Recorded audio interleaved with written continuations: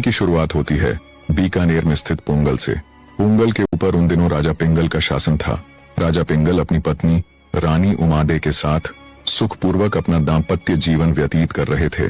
कुछ समय बीतने के बाद रानी उमाडे ने एक अति सुंदर पुत्री को जन्म दिया, जिसकी आभा बिजली के समान थी। उस सुंदर कन्या का नाम मारवण रखा गया। मारवण को प्यार से मारू भी कहते थे। समय अपनी गति के साथ बीतने लगा। एक समय ऐसा आया जब पोंगल में एक भयंकर अकाल पड़ा। हर तरफ के नदी नाले सूख गए। वर्षा हुए साल गुजर गए, जिसके कारण राजा पोंगल को छोड़कर सपरिवार पुष्कर चले गए और वहीं रहने लगे। अब समय में थोड़ा पीछे जाते हुए चलते हैं नरवरगढ़ की ओर। नरवरगढ़ के ऊपर उन दिनों राजा नल का राज था।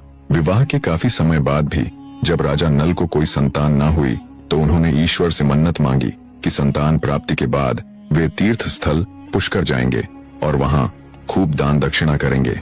हरी इच्छा बड़ी ही प्रबल होती है। कुछ समय बाद ही राजा नल को पुत्र रत्न की प्राप्ति हुई, जिसका नाम साल्हकुंवर रखा गया। प्यार से राजा नल और रानी दमयंती उसे ढोला कहकर पुकारते थे। पूरे राज्य में खुशियां मनाई गईं।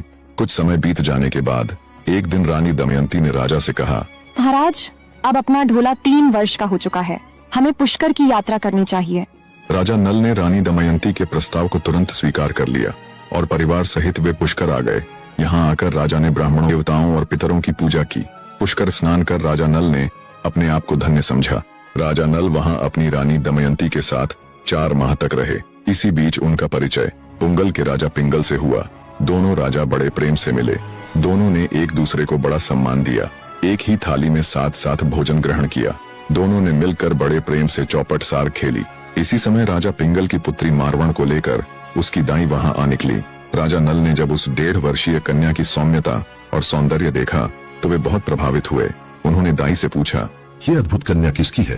दाई ने बड़ी विनम्रता से बताया कि वो राजा पिंगल की पुत्री मारवण है। बने रहे।